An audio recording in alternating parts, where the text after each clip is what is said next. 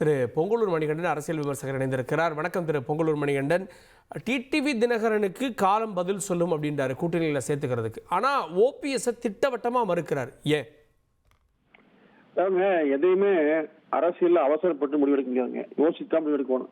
ஏன்னா கடந்த காலங்களில் அதிமுக 2021 அந்த வெற்றி வாய்ப்பு இழந்த பிறகு கட்சியில் இழந்த மிகப்பெரிய அந்த சங்கடங்கள் குளறுபடிகளுக்கு காரணமாக இருந்தது யாருன்னு எல்லாத்துக்கும் தெரியுங்க.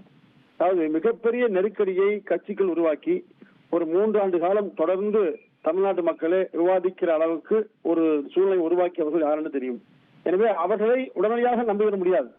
ஏன்னா அவர்கள் யாரோடு மறைமுகமாக இருந்தாங்க, யாருக்காக இருந்தாங்க, யாரை எதிர்த்து களம் கொண்டாங்க, அப்பிறகு யாரை ஆதரிச்சாங்க என்பதெல்லாம் எல்லாத்துக்கும் தெரியுங்க.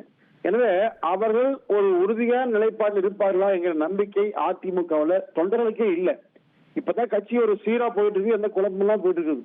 இதற்கிடையில நாங்கள் மனம் எழுதி விட்டோம் அல்லது மனம் மாறி விட்டோம் என்று ஒரு சொன்னால் அவர்களை ஏற்க முடியுமா சந்தேகம் இருக்கு. இப்ப இதுவரைக்கும் பாத்தீங்கன்னா அதிமுக நண்டாடக்கூடாது வழக்கு போட்டு இந்த கட்சி சிதைவடைந்து நீதிமன்ற பரிந்துரைகளை நடக்க வைத்து கட்சிக்கு தொய்வையே உருவாக்கியவர்கள் திடீரென தெரிஞ்சு விட்டோம்னு சொன்னா யார் நம்ப முடியுங்க? இப்போ கட்சியிலிருந்து வெளியிற யாருமே அதிமுக நன்றாக நினைப்பவர்கள் எப்படி இருக்கணுங்க? அதிமுகவுக்கும் வலிமை ஏற்படுவதாக செயல்பட்டு இருக்கணும்.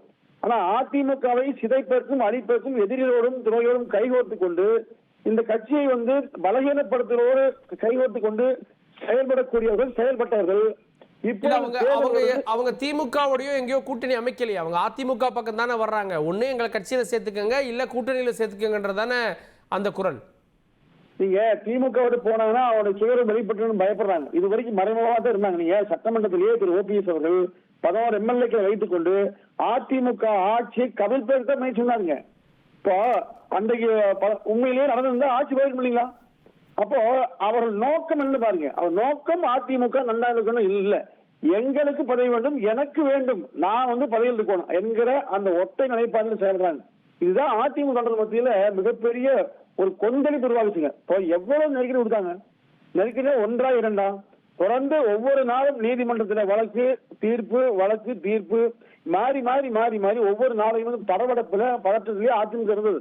அப்போ இந்த சூழ்நிலையில் இருந்தவர்கள் இப்ப நீதிமன்றம் மட்டும் ஒரு மாறி கொடுத்தா என்ன இருக்குங்க?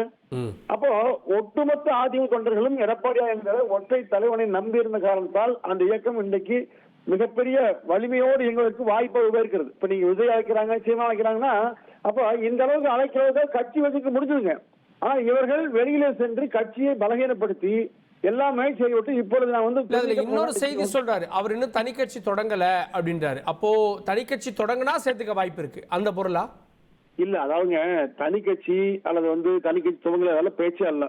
இவர்கள் அலுவலக உடைப்பிலிருந்து எல்லா காரியமும் அதிமுக ரசிக்கலைங்க. உண்மையிலேயே ஒரு நல்ல மனம் உள்ளவர்கள் இதை ஏற்கவே மாட்டாங்க. இப்போ தவறு செஞ்சவங்களை திருத்துவது வாய்ப்பு தான், வாய்ப்பு தரலாம், என்ஜாய் பண்ணாரு, அம்மா பண்ணாங்க எல்லாம் ஓகே. அதாவது அவர்கள் மனம் தெரிஞ்சு ஒற்றை தலைமை எடப்பாடியார் என்று ஏற்றுக்கொண்டு கொண்டாங்க. ஆனா இவங்க அப்படி இல்லை, நாங்க கட்சியில் சேருவது இப்ப சொல்றாங்க. ஆனா இதுவரை சொன்ன விஷயங்கள் கட்சியில நாங்கள் சேருங்க எண்ணமே கிடையாது, இணைப்பு தான் சொன்னாங்க. பெரிய இயக்கத்தை நடத்துற மாதிரி நாங்கள் அதிமுக இது பிளவு எடுக்கிற மாதிரி ஒரு தோட்டத்தை உருவாக்குறாங்க.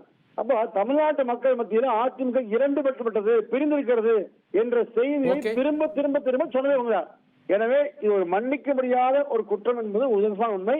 ஆனாலும் பொதுச் செயலாளர்கள் இதையும் மன்னித்தால் அதை ஏற்கலாம். அவ்வளவுதான். நன்றி திரு பொங்கலூர் மணிகண்டன். உங்கள் தந்திவன் தொலைக்காட்சியில் CID சகுந்தலா வெள்ளிதோறும் இரவு 8 மணிக்கு காண தவறாதீர்கள்.